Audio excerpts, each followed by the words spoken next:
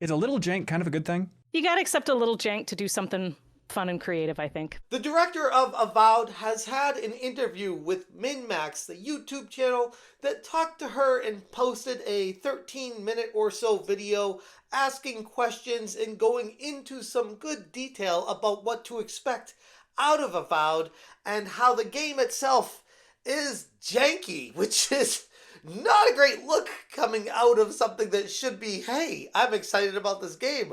Let's talk about what it has to offer the community. But instead, all people are saying is, yep, all this does is confirm the suspicions of the whistleblowers that Smash had talking to him. What's going on, guys? Welcome to another episode of Smash JT. This is one of those situations where I have been very hesitant to continue making videos on Avowed because the multiple whistleblowers that have reached out to me in the past about it that work directly with Obsidian Entertainment, which is all I can really say to not give anything away, have reached out to me saying, actually, some of the stuff we told you, can you not say that moving forward? Because we're worried about our jobs here. There's investigations internally going on, and we just don't want our names being caught up with anything. We don't want any trouble. We just want to get back to doing work, and hopefully this all just blows over.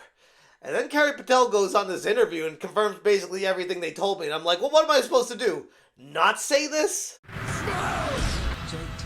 Hit that subscribe, give me a like, and check out smashjt.com for the full article breaking down how Carrie Patel, the game director and senior writer for Avowed, has gone on an interview with MinnMax on their YouTube channel to confirm that the game is basically riddled with bugs, glitchy as hell, and sure, that adds to the enjoyment of the game. In a recent interview with MinnMax on their YouTube channel, Avowed Director and Senior Narrative Designer Carrie Patel made a pretty wild statement that sparked, or reinforced, depending on where you stand on this game, concern among gamers everywhere. Patel went on to openly acknowledge that Avowed, the once highly anticipated RPG coming out of Obsidian Entertainment, is going to be launching with some degree of jank.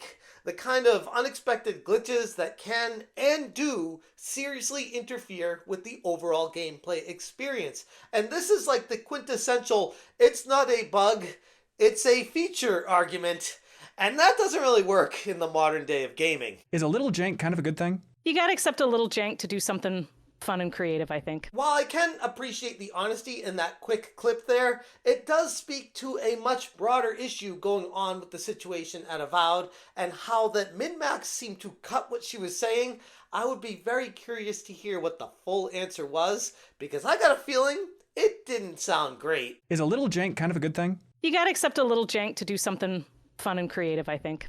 A little jank in the trank. Do you remember when we did that rapid fire interview back for the Outer Worlds? Where you were like, whew, I am glad that is not me. The casual way Patel framed it as almost inevitable in modern gaming has set off alarm bells with not just myself, but the entire gaming community at large. Pair this with the multiple insiders that have been communicating with me over the past few months who are directly affiliated in some way with Obsidian Entertainment.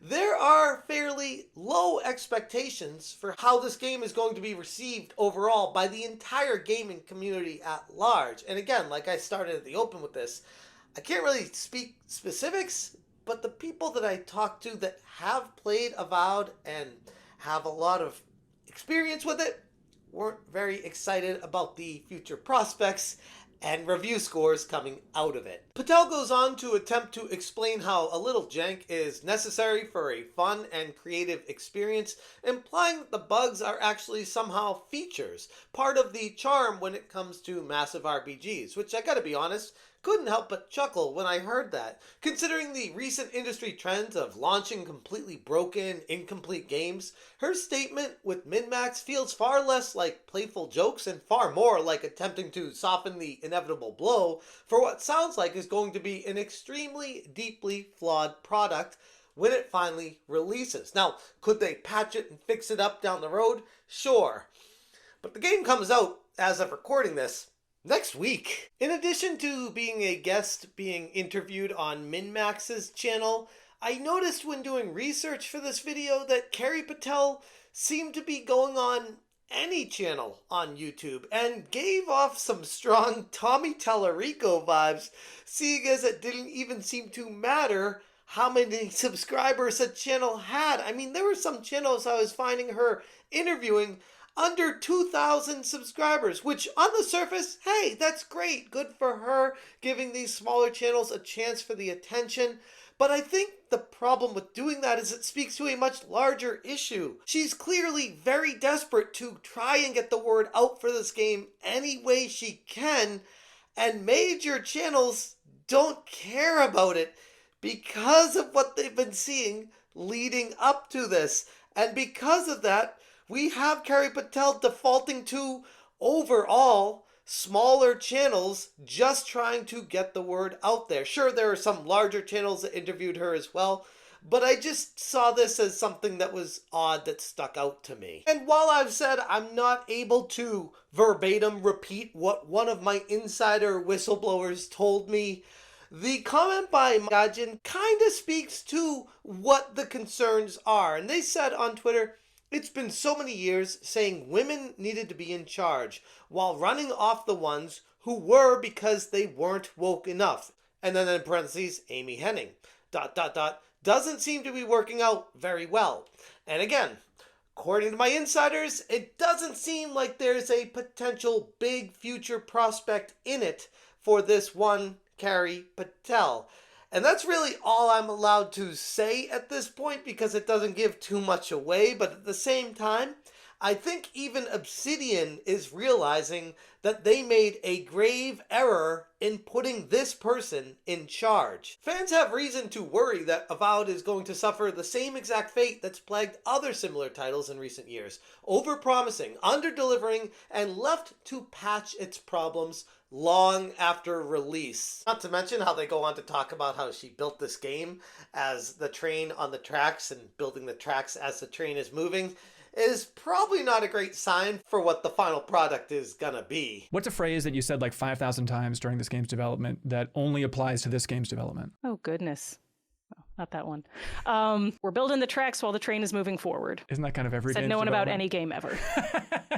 So you're directing this game. I assume you thought that it'd be hard. How many times harder was it than you expected going in? Many more times. Like 10 times harder? Yeah, that feels about right. Toughest project of your career? Yes. What made it so hard? Creative pivot around the time I joined. Lots of changes midstream. Keeping the game moving forward. Continuing to make content and leaving ourselves time to iterate. And while Patel's comments with all of this might alone be enough to raise eyebrows, you pair it with what my insiders have been telling me that I haven't been able to make a video expressing because they told me not to say the specific things they told me.